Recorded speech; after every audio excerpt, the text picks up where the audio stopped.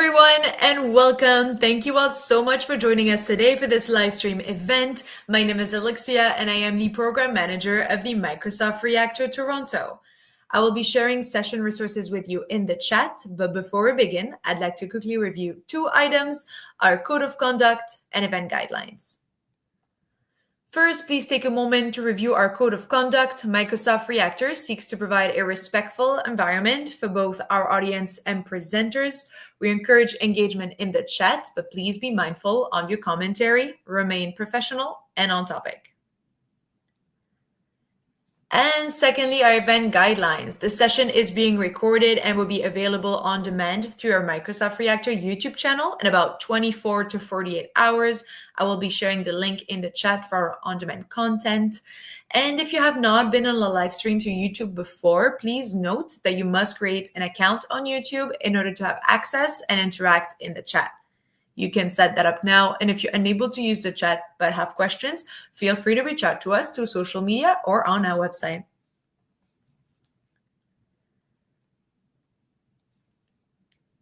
Now, without further ado, let's get it started. Hello, welcome to the AI-900 certification program, Artificial Intelligence Fundamentals by Human in Azure AI. I am Jacqueline Ramos and I am part of Human in Azure AI leadership team. This program was created by the Homemakers Code and the Tech Human community in collaboration with Microsoft experts. It is open to the entire community to learn the fundamentals of artificial intelligence, chatbots, machine learning, and generative AI. The program includes 8 live classes, completely free in English, and required proof of participation at the end of the program. Requirements for proof of attendance. To receive your certificate, follow 2 steps. First, attend the live classes or watch the recordings between May 60 and 29. Second, complete the keynote texts until May 31. A week after the second class, you have access to a quiz to reinforce what you have learned. When did you earn the AI-900 certification? There are additional 30 steps. Complete the Cloud Skills Challenge before May 31. You have access to a free Microsoft Learning Path with hands-on AI labs. The 100 most committed students, you received a voucher for the AI-900 certification free of charge. Good luck with your studies. See you soon. All right. Hello, everybody. Hoping that y'all can hear me. Welcome, everyone, to the Women in Azure AI program. This is our first edition in English. It's an evolution of a lot of different programs coming out from Spanish programs and Portuguese programs as well. So happy to be here. Julio, how are you doing? Hi, Christine. Very good. Thank you for inviting me to join this session and welcome everyone. Welcome to our Women in Azure AI program. Awesome. So good to hear. Well, folks, I'm going to get started. We are going to do a quick intro, and then we're going to get into this particular session. This one is actually pretty special. It is special because this first session is giving you some groundwork, some foundational knowledge around cloud computing, simply because the Azure AI Fundamentals course is about artificial intelligence in Azure, and Azure is a cloud. So let's first focus today. This 1-hour session is going to get you fundamentally in tune with what is the cloud, what is cloud computing, and the benefits that you're going to see later on as you start getting familiar with AI services in Azure. All right, that sounds good. So let's go ahead and just introduce ourselves. You may have heard our names.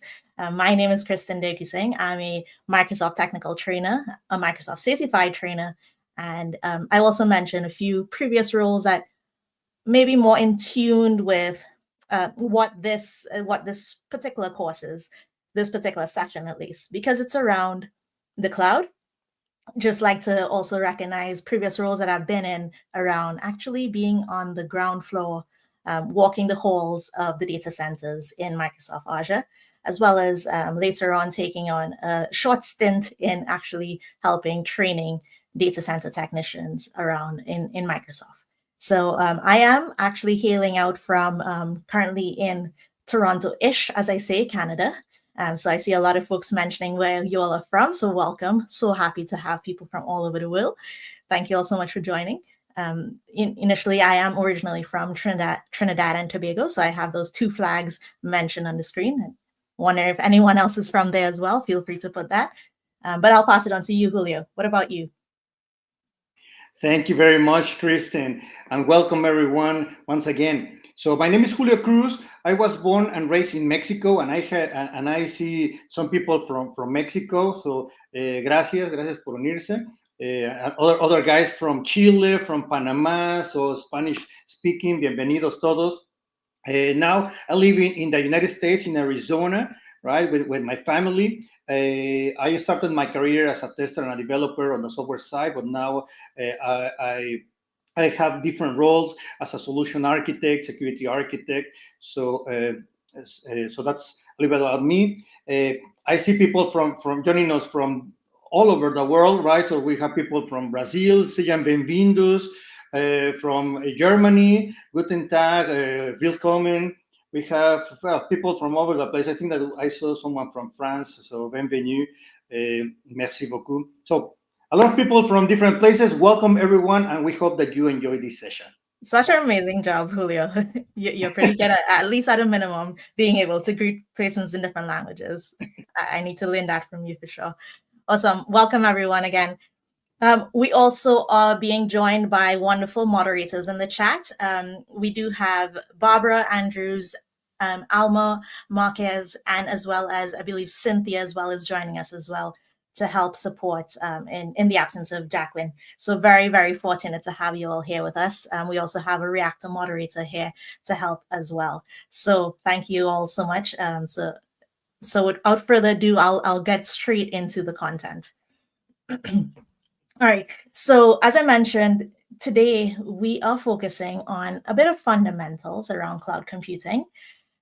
But with that being said, a lot of the things that you may have heard from Jacqueline at the beginning is around getting you all set up for this program, as well as the resources with it.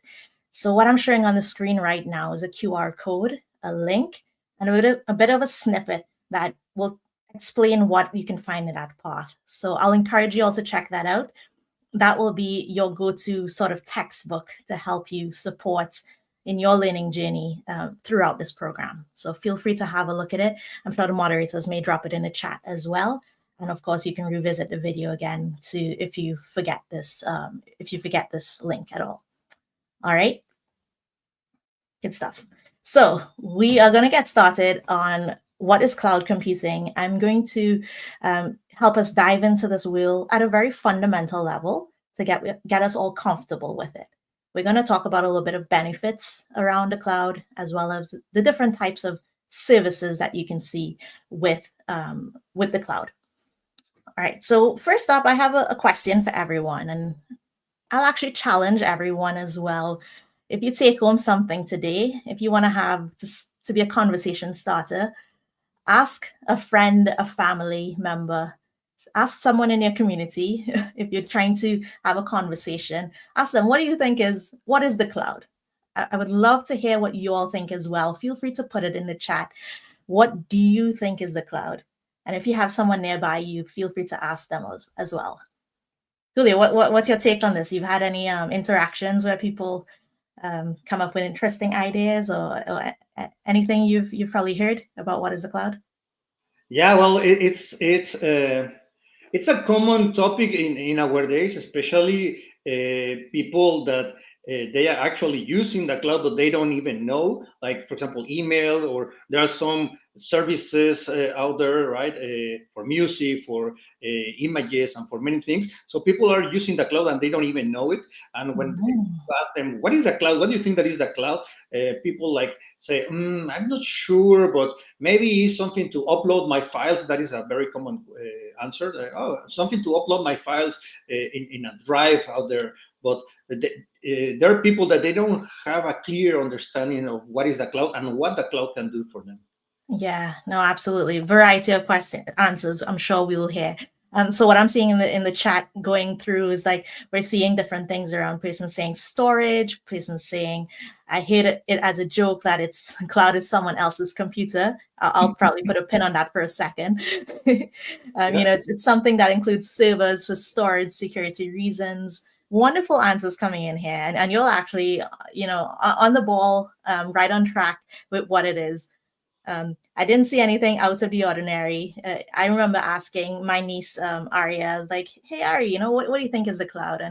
And she told me, well, Auntie Chrissy, isn't it like where all my photos go? Because this tiny phone device can't save all these thousands of pictures I'm taking out, right? And I mean, there's she's right on track there as well, right? It's where we're able to store things for sure in that context. But absolutely, I love the answers that are coming in.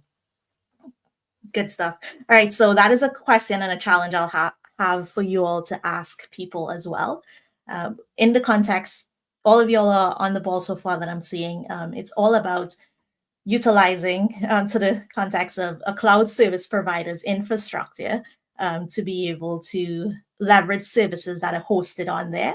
And those services are, accessed by multiple different organizations and individuals, for the most part through the internet. So kind of in a nutshell, that's one way of looking at it. Absolutely able to access it regardless of location where we are because of the ability to access it through the, at least for the most part, through some sort of networking like the internet. So what is the cloud?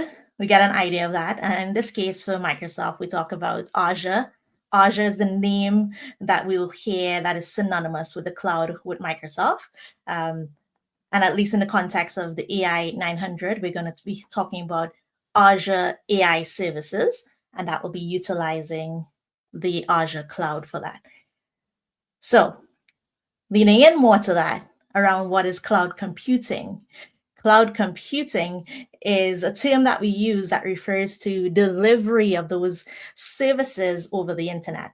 And that allows for companies and individuals like yourself to be able to quickly innovate, to be able to be flexible with the services that you're going to get, and to be able to be build based on the things that you're using, something called a consumption-based model that we'll talk more about later. And this is all made possible by three main components. Those components are the compute, which is, I like to put a little image there. It reminds me of, when I think about the human body, the brain, the processing power that we have to make all these decisions and so on. The brain helps, is that kind of part of our body that helps, like the powerhouse that makes things happen throughout the body. So the compute is that likewise, that component that allows us to leverage services from a cloud provider in the cloud because they have processing power to fuel that. Next up, we have the networks. The networks are, and I put a little image there as well, that is all about, if I compare to the body as well, the nervous system that connects that sends signals to all the different parts of our body. Likewise, the networks through the use of the cloud and in those data centers, sending signals, sending, communication to our services, we connecting to that cloud provider infrastructure that where the services are hosted, we are communicating to that through the use of the networks. So that is another type of component that is very much important for the underlying part of cloud computing. And lastly, we have storage as well. So I know a lot of folks kind of refer to the cloud with reference of storage. So that's a crucial part. And if we think about the human body as well. We have sort of long-term and short-term memory that we have to remember things, and we can easily access it. Well, likewise, we could think of the brain and parts of the brain where we're able to store in memory certain memories. Likewise, in the cloud, we're able to have information, digital information stored, and the possibility for data and so on to persist, and for the ability for that to be retrieved when needed. Anything else you want to add there, Julio? Yep. So as we mentioned, many people refers to cloud as just the storage, just to store things like images or files or whatever videos. But the cloud computing is much more than that, right? So we can use virtual machines, we can have virtual networks, we can have web applications, even databases, and many other things. AI, of course, right? It relies on the cloud. So you can see that cloud computing is not only storage, which is the first approach, but it's much more than that. Absolutely. Yes. Definitely important components that help all these other services and applications. And we're going to see how important this is in the next sessions when we learn about artificial intelligence. Some of these services require us to have data, and we realize data is the foundation for a lot of things with artificial intelligence. So we're going to leverage the services of Azure to help facilitate that. So yeah, good points there. So before we get on to the next bit of stuff that we want to talk about, this whole conversation that we're having today is all about Azure's cloud. We view that as what we call the public cloud. For a lot of organizations and individuals that are utilizing services on the cloud through Microsoft Azure, it's using the public cloud. But before the inception of the public cloud, or before understanding when should I use the public cloud, we always like to talk about the types of cloud models that may exist, so that you can get a feel for, okay, depending on my scenario, I may actually benefit from one over the other, or a mix of both. So we'll talk more about these right now. These are all about the types of cloud models that exist. We're going to bring to you three. Quite frankly, there are others that we could talk about as well, but staying in the scope of this, we're going to just focus on the three main types. All right, so the private cloud, this is sort to say an evolution of a corporate data center, corporate on-site data center. So it's like an organization wanting to have a shared pool of resources accessible to their variety of business units, and they're using their own infrastructure, or maybe it's a dedicated data center to facilitate this. What that means is the organization has to go ahead, and they have a lot of upfront costs, what we call capital expenditure, to ensure that they are going ahead. And let me just write that here. They're able to, they're creating in their data center, they're having a shared pool of resources. They are going to be responsible for the operating of the services that they provide. And they're not providing access to users outside of the organization. So as I said, what they'll have to do at the very beginning, at least, and routinely maybe, they will have to think about costs to facilitate, to create a data center. If they have an existing data center, upfront cost to purchase equipment. And then beyond that, they also have costs around maintenance, around ensuring that the proper skilled workers and so on are available. We have the relevant teams, IT teams, and so on for monitoring as well. A lot of different things to be added there as well. But so there are a bit pros and cons to it. Julio, could you think about a possibility of when someone may use a private cloud? Yeah. As a solution architect, when I was a solution architect, I helped some customers to deploy private cloud specifically talking about Microsoft, we have something that we call Azure Stack, which is that private cloud that people deploy in their own facilities or their own data centers. And the reason why some customers wanted to deploy a private cloud is, for example, for compliance and regulations. There are some government offices, some banks or financial institutions, even some healthcare, that they are not allowed to put their databases, their data in the cloud, even if it is secure. Okay, well, some organizations, they are not allowed by regulatory compliance purposes. They cannot deploy that in the cloud, so they need to keep it in a private cloud. So those are like the main reasons why they want to do a private cloud instead of a public cloud. Awesome. Thank you. Thank you so much for adding that. Yeah. So there are some pros and cons for sure, but we see some benefits where this might be possible, and it will be dependent on the scenario for sure. Of course, the con side would be about the cost and the time, to name a few, the total cost of ownership, kind of things. If you are using the private cloud on a dedicated, your on-site data center for sure. So good thought process there, and thanks for sharing that.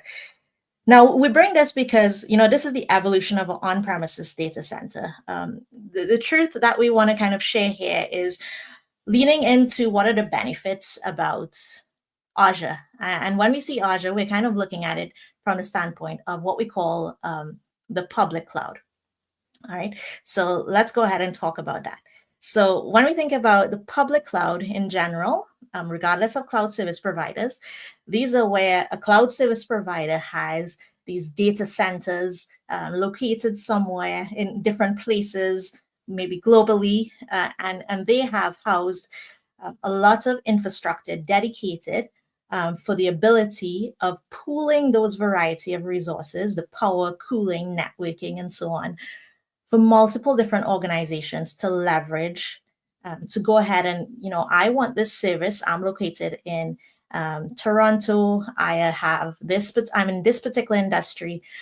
I want to go ahead and leverage, build my services, build my solutions utilizing certain services in Azure. I'm going to go ahead and provision these, through the computer. I'm doing this online, but what's happening behind the scenes is wherever I choose that region for my services to be deployed to, there are data centers there where by the cloud service provider, and in this case, Azure, they are going to go ahead and have certain racks of servers dedicated for that particular service to be hosted on.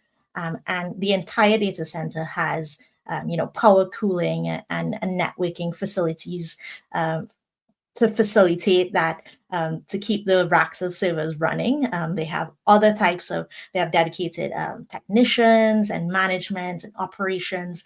They have other types of various services there as well to help, but it's all about providing services to multiple organizations, and it's accessed through a secured network. Most cases, you may see the internet, and it is owned by a cloud service provider. And in this case, Azure, we're talking about Microsoft here. Great. So now my question, Julio, what do you think? If I heard some really good benefits from having private cloud, there of course are the cons as well. There's some really good benefits from the public cloud too. Is there sort of best of both worlds? Yeah, well, one of the first benefits of using the cloud, specifically public cloud, is that you are switching gears from CapEx to OpEx. So that is capital expenditure over operational expenditure. So you are spending the money, okay, and that has tax benefits in different countries. So OpEx is better, okay, and you pay this by subscription, right? In this case. Now, some people is kind of afraid when we say public cloud because they think that is open to the world, so everyone can access to your information, and that is not the case. We say that it's public because it's not private, right? It's not in your own premises, but it's up there in the cloud. But that doesn't mean that it's open to everyone. It's secure, it's protected. We have all the security around the things, firewalls, and many other stuff that will protect your information in different layers. So the reason why we call it public is because you don't own it. That is why it's public, but that doesn't mean that it's open to the world, to everyone. For sure. And that means I could probably have a bit of both, right? I could probably have some resources. I could probably have an on-site data center with some things, and I could probably have utilized services on the public cloud as well, right? Yes, exactly. And I think that is your next slide. So there are some companies, as I mentioned, that for regulatory and compliance reasons, they cannot upload, for example, let's say the database, okay? Imagine a government, it cannot upload the citizen information or healthcare, okay? They cannot put the patient's information up in the cloud, in the public cloud. So they must keep it on premises, but they can move other things to the cloud, like, for example, the mobile or web applications. They can be in the cloud, in the public cloud, while the database remains on site or on premises. So that is a hybrid cloud because they are using the best of both worlds, right? All the on-premises part, which is private, but with the versatility and flexibility of the public cloud, okay? So they can have the mix of both worlds that we call the hybrid cloud. Awesome. Yes. And that's really good. And maybe I have things on sites on premises through the private cloud, and maybe for bursting, maybe I'm limited by the capacity and the resources in that data center, and maybe I want to extend into using the public cloud for some things. That term of bursting helps me to also use that hybrid cloud of both private and public cloud capabilities as well. Awesome. Cool. Thank you. All right. So we just looked at so far what is the cloud, what is cloud computing, kind of grasping those terms, and then talking about three general cloud models that are out there. So let's move on now and talk a little bit more. And you may have heard those terms, and Julio did a really good job calling it out as well. And you may have heard me talking about when I said in a private cloud, if we're using a dedicated data center for that one organization, they have to fund that. They have to think about upfront costs. And that's what we talk about around capital expenditure. And that is all about the initial spending on physical infrastructure at a minimum, is what the idea is around even on-premises data centers, private clouds, and so on. But the shift is with the public cloud, just like Julio just mentioned, the shift is to go away from that capital upfront expenditure, those capital CapEx costs, and go towards this consumption-based model of what the cloud truly is. The cloud allows for us to only use the services that we need. And because we're using the services that we need, we're going to be billed for the usage of those particular services as we're using them. And if we choose not to use them anymore, there are opportunities for a lot of these services to go ahead and just switch it off or pause it. We have times to deallocate, which is such a huge thing, because if you have an on-site data center, right, you're limited by the amount of infrastructure in the data center. But when it comes to in an on-site data center, if you need to what we call scale, if we need to scale out or scale up, those words make me think I need to increase the equipment. I have to add more things into my data center. But when the time comes when I want to scale inward, if I want to deallocate or reduce things, I'm now left with a bit of wastage, right? So these are the things that happen when we have a private cloud and on-premises data center. And sometimes we have to compromise and settle with that. But if the opportunity arises that we can just shift away from that and we can focus on, I'm going to use what I want to use now, and the things I don't want to use later, I don't have to worry about it. I can deallocate those things and no longer have to worry about the underlying infrastructure, because all of that is being taken care of by the cloud provider. So that's the whole idea, the understanding behind those costs. When you're starting to use Azure and when we look at AI-900 and using these services, we're going to see how quickly we can spin up these different applications and starting using these wonderful services. behind the scenes, cost is being accumulated, yes, but only for the things that we're using. And as a result, it's a lot smaller in scale. And there's something called economies of scale as well, where a cloud provider like Azure, this is Microsoft. We have huge facilities that we're now sharing these with multiple organizations are utilizing these resources. And for many reasons, because of that, the costs are even more reduced, right? So all those ideas come together for the reasoning of and the benefits of consumption-based model, and the idea of this operational cost that is happening. Yeah, exactly. Yeah. So Yeah.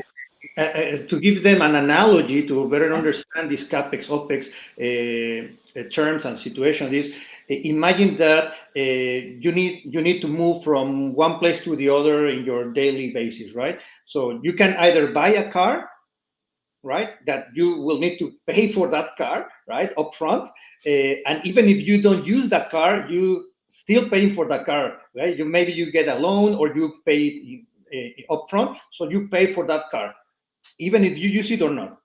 Another option is to lease the car. If you lease the car, then you have some tax benefits and such, and but you still have to pay the lease, right? So you don't own the car, but you still have to pay for it.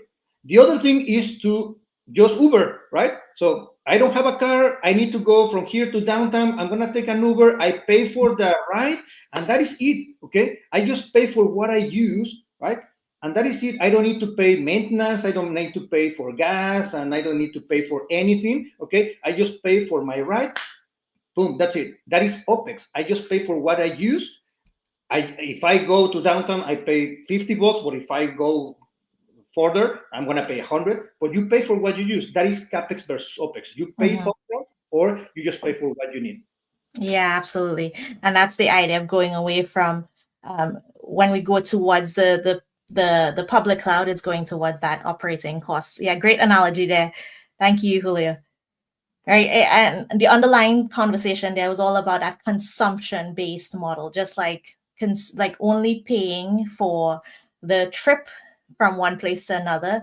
We're paying only for the things that we're using, the resources that we're using of that trip from A to B. Similarly, that's the underlying idea of using the public cloud and using Azure. It's paying for the services that we're using. And that way we actually get, as we say here, things like better cost prediction. If we're routinely using similar things, we can get an idea of what that will look like in the future. If we figure out, there are opportunities or time periods seasonally when we need to use more things, more services, more resources from the cloud provider, we can also get a better idea of predicting costs. We have this whole thing called the cost prediction calculator, which is a great tool outside. So if you want to find in your favorite browser, give a quick search. You can also have a quick check of that. It is easily to access. You don't necessarily need to log in, but it's something that you can just have a look at, the cost calculator with Microsoft Azure. All right, good stuff. So putting it all together, kind of tying it all in, this is very important to just see it next to each other. Public cloud is where you have applications that you can quickly provision, say, hey, Azure, I want to use this service, quickly do this. And then when I no longer need it, I can quickly deprovision it. And that way, the consumption-based model idea, we only pay for the things that we use. Private cloud here is where we have to go through setting up the required hardware, think about maintenance. Organizations on the other side also do have more control about the operations of that, and they're also more responsible. They're fully responsible for a lot of things when you're in the private cloud. Whereas hybrid cloud, you get the mix of both. You decide to use either or when needed. You got that flexibility. You determine where you want to run what applications. And that way you can also shift your focus on how you're monitoring and governing and securing different aspects aligned with whatever requirements in your organization that you have to uphold. hilariously, Julia and I didn't talk about that analogy, but I also did put that same similar analogy to this models as well, because the public cloud is all about operational costs. And so I had a commuter bus, for example. We're only paying for what we need. We're sharing the resources of the bus with other organizations, and it's taking me from point A to point B, taking Julia from point A to C, different places, but we're paying for the resources that we are using. Private cloud, similarly, I said private car. So that is me. If I want to purchase upfront a car, kind of touching back on that, it is me spending the money to do so, but I am full control over the maintenance of it, the deciding who gets to. I'm only sharing it with, internally with my friends, my close network of my friends and family. That is my organization, and I'm responsible for everything around the security, securing it, maintaining it, and so on. So good stuff, and that was pretty funny that we actually had similar analogies there. All right, so that takes us to our first section that we went through. We're going to lean in a little bit more now into Azure. So feel free, if any questions come about, feel free to put them in the chat. I hope you all at least learn at a minimum something to take away and ask someone, what is the cloud, and find out what it is, and just an idea about what Azure is when it comes to the cloud and the benefit of it. One of it called out so far is around the consumption-based model. We're going to lean into that a bit more in terms of benefits. We are first going to look at, and if you don't mind, I like to share this wonderful image. And this is the infrastructure map of Microsoft. This is a map that you could go on at datacenters.microsoft.com/globe/explore, and that will take you to this three-dimensional map. You have the ability to also view it as a flat map as well. But here you can actually see what is rightfully so the call out that Microsoft has so many data centers around the globe, and they're illustrated by some visibly blue circles. And you can go to a legend to also choose what you want to see.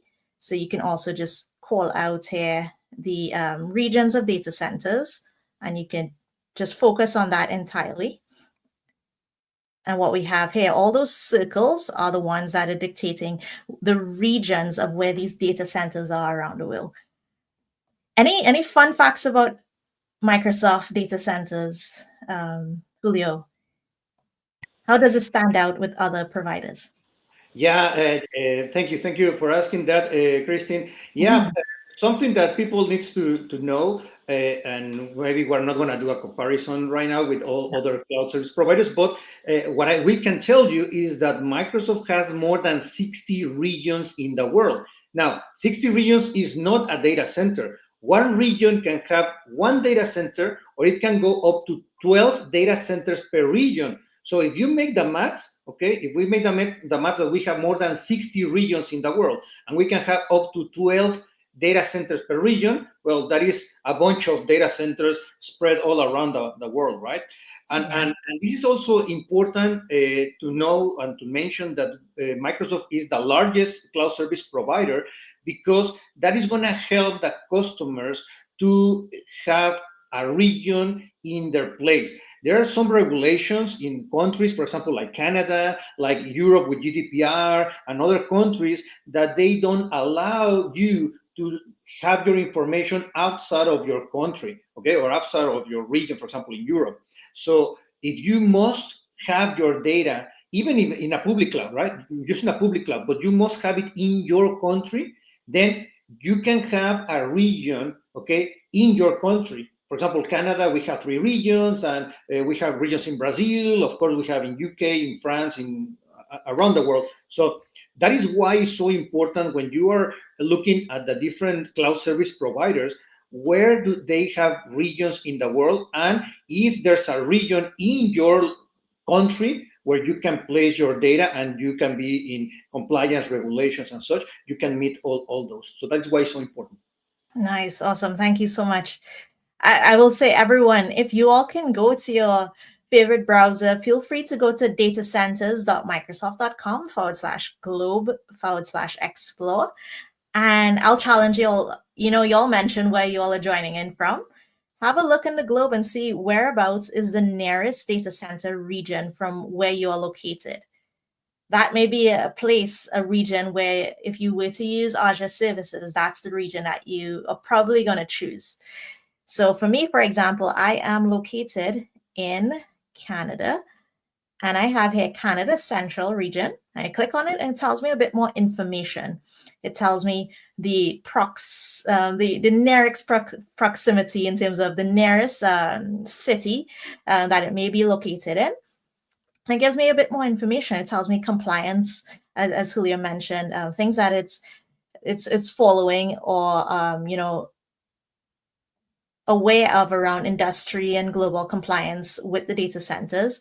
It also talks about things like what we call disaster recovery, what plans are there in place, what options are available as well for you all when you use these services. We also have something called availability zones. And we have something called availability zones, and that is something that we talk about when we get more into a course called Azure Fundamentals and others, where we talk about if we're looking at isolated isolated data centers between each other in the same region. They are isolated in such a way that you can benefit from some sort of recovery options. So availability zones kind of leans to that. And even if we look at a different image of this, and let's go back to kind of the slides here to show you a little bit. In each of these geographies, so if I take Canada, for example, we may have Canada Central as a region of data centers, and we may have Canada East region, which is around Quebec. That will be another set of data centers that are there. They have a distance between them, and that is meant, strategically to help with disaster recovery. So if something goes wrong in one, there's ability for failing over into another and so on. But even within a particular region, we also have groups of data centers that have a bit of isolation from each other. And even within those data centers, we have certain boundaries around the racks and servers and so on. So this is the idea that we could think about or conceptualize around how it looks from an infrastructure standpoint with regards to the cloud, right? It's not just the fluffy thing in the sky that we think we're sending off photos to. It is actually a set of data centers all around the world. And for Azure, we saw that wonderful map. And then looking more in, we have here. Julio, anything else you want to add to this? Yes, Christine. So just to remember to the people, a region, okay, it can be one data center and up to 12 data centers. So when we are talking about availability zones, those are physical data centers inside or within a region. So following the Christian analogy, so if you are working with Canada Central, which is Toronto, okay, well, maybe we have another physical data center, let's say in Hamilton or Niagara Falls, for example, okay? So they are inside the same region, but physically they are separated, but they are close enough to have a synchronous communication, correct? So that is what we call availability zones. Now, a region pair is another region, for example, instead of working with the central, the Canada Central, okay, which is, let's say, in the Ontario region, right? Now we are going to work with Canada East, which is in the Quebec region. So maybe we have a data center in Montreal, another one in Quebec City, okay, maybe another one in Laval, is Laval, no, Laval, okay. So you have physically data centers, physically independent from each other, but close enough to be connected between them. Now, the other thing is all the regions in Azure, they all have a region pair. Okay, all the regions in Azure have a region pair. They may be in the same country. Some of them, they are not in the same country, okay? But all the regions have a pair. Back to you. Awesome. Yeah, no, that's great. Thank you.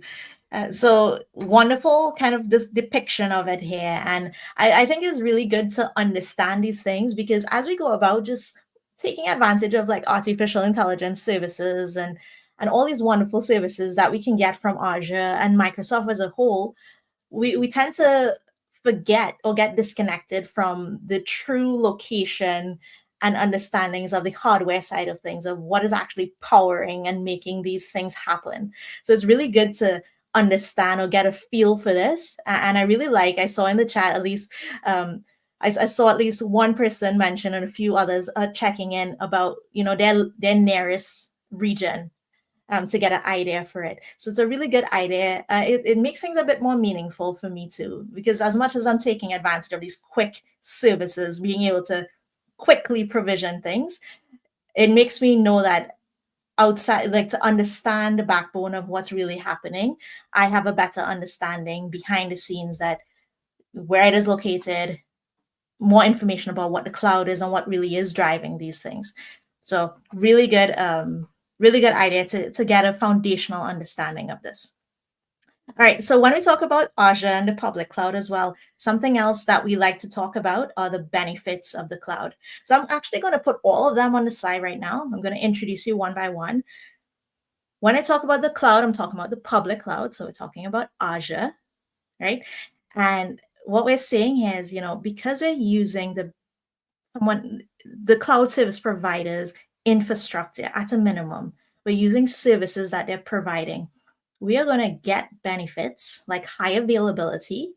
This is a benefit that is saying Microsoft Azure is going to back their services by what they call SLAs, service level agreements, to ensure that there is at most trying to achieve seamless uptime, trying to ensure that there's minimal downtime with the services. You're thinking about that always on or availability with your services, your solutions that are using these services. Azure is trying to ensure that through the use of their service level agreements as well. We have things like scalability, and this falls back into the things I spoke about around if we're moving from using just our own on-premises data center, and we want this limitless possibility of taking services, creating services that are using the cloud service provider resources. When we're doing that, we have that feeling of limitless ability, because we can say, when I need to scale out or scale in or scale out or scale up. So for example, if I need to increase the size of a service, a resource that I'm using in Azure, there's opportunities for me to do so. If I need to increase the amount of that resource, I can absolutely do so easily. And I could also do the opposite of scaling back in, reducing that particular number of services, or scaling back in or scaling back down for me to do so, which is something that we call around horizontal and vertical scaling. But that ability, there's more benefit because you have this limitless ability by using the public cloud, which also brings us to not just the ability for us to easily do so in Azure, where we can go ahead and choose those options when we're using the whatever particular service that we want to use. But some of these services also allow for us to do so on demand, automatically. And if we think about automatic scalability, that lends itself to what is elasticity, the term of elasticity. So if I have a store, for example, online, and I somehow got featured in a particular news article or news broadcast that attracts everyone to come to my store, there's going to be a lot of traffic or engagement in my store. And my current facilities, my current capacity may not be able to maintain that stream of traffic that's coming in.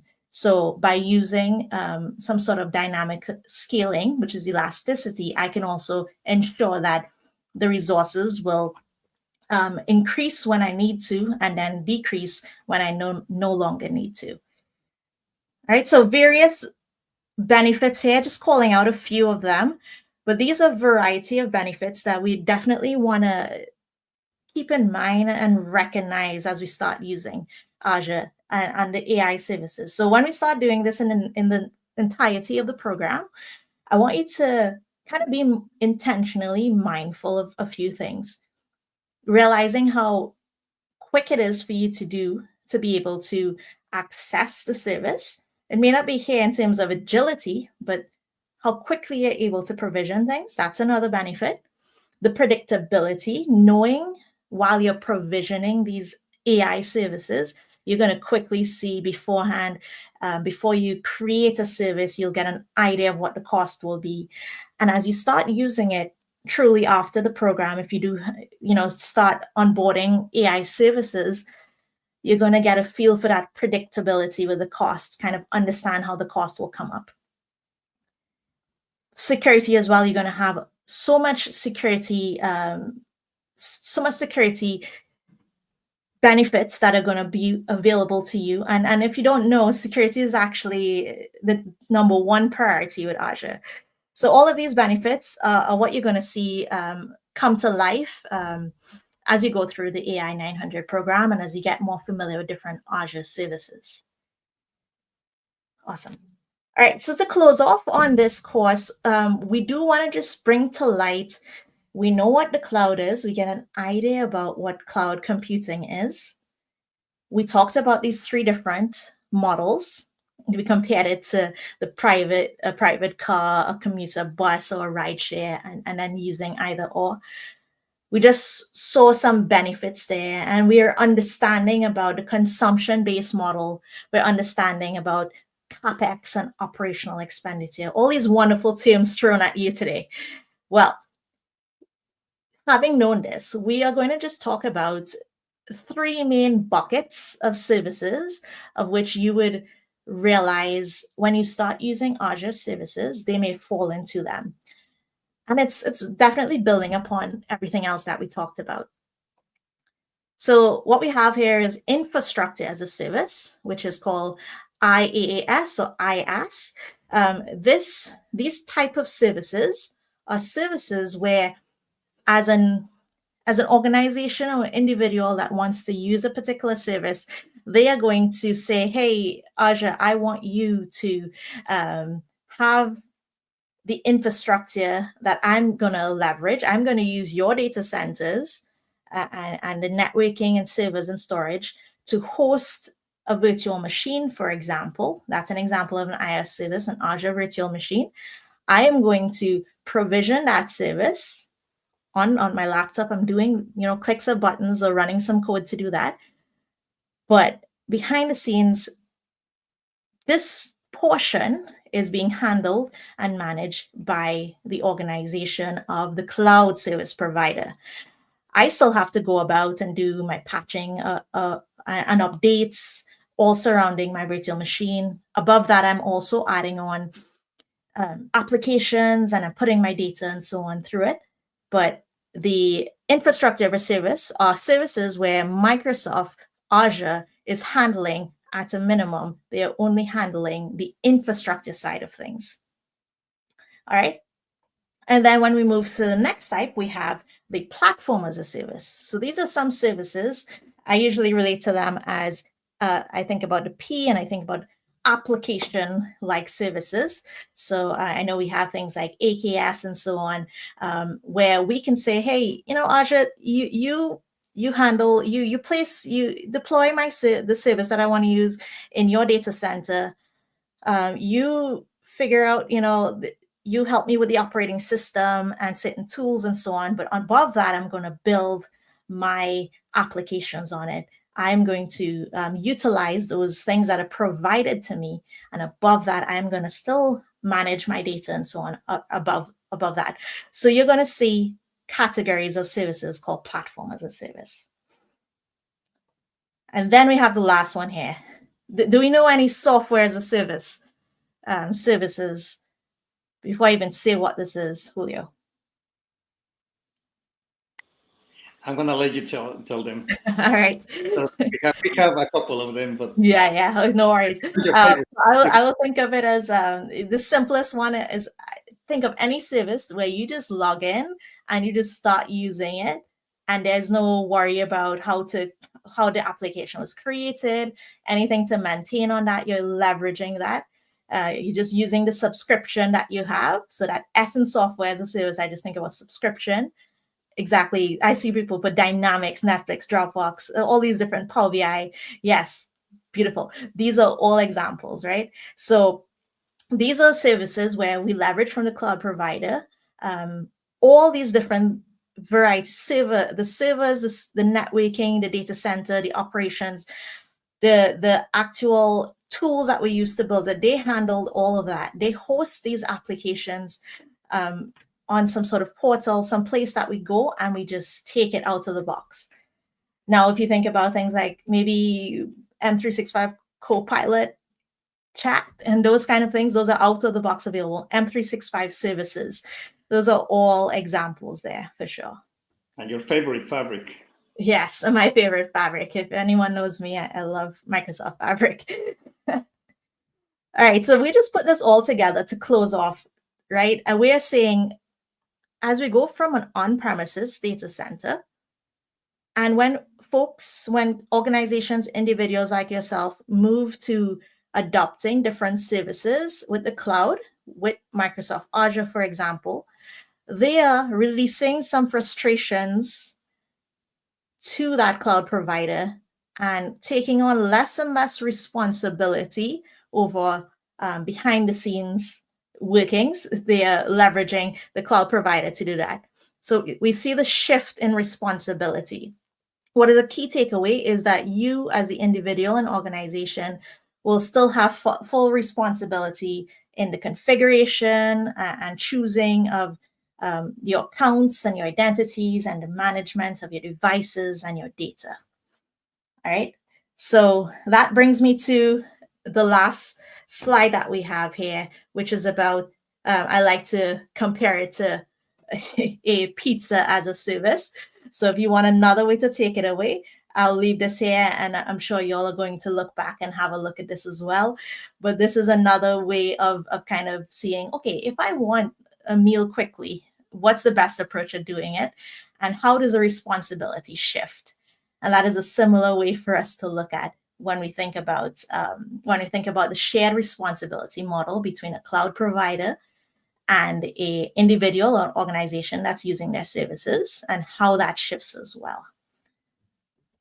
All right, so that brings us to the end of the course. We've compared here the IaaS services. These are type of services from Azure that will be most flexible. As we move to PaaS, these are ones that are focused on definitely help with application development and so on. And then lastly, SaaS, those are the ones that are out of the box services that are available for us. When we get into the various services in the next few sessions, we're going to lean in and probably question, am I doing a lot of work behind the scenes? Do I have to update things, or am I using an interface to help with application development, or am I just using something out of the box? So I'll challenge you to check on where these may fall. And there are services that fall in between them as well, but these are the main three buckets. All right. Well, time has flown. I want y'all to know that we have gone through quite a bit with the fundamentals of cloud computing. We got to see what the cloud is, right? It's not the fluffy thing in the sky. It's the use of these data centers from different cloud providers, and Azure particularly we're looking at. We saw the benefits, and we saw a bit about the cloud services and the shared responsibility model. We are not stopping here. We've just begun. Okay, so please join us. Our next session is on Thursday. That is actually when we're kickstarting all things AI-900. I really, really hope that this session at least gave you a fundamental idea about things that are happening behind the scenes, about what the Azure cloud is. All right. And if you do want to reach out to any one of us, we have contacts here, and we could probably drop it in the chat as well.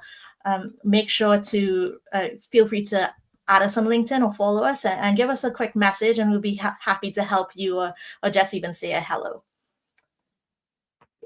All right, Julio, anything else to add? No, I think that it was a great session, and just to invite them to our upcoming session on May the 8th, Thursday, at 12 p.m. Eastern Time for the continuation of the introduction to AI. So this was introduction to Azure Fundamentals, and now you're going to get into the introduction for AI, right? Awesome.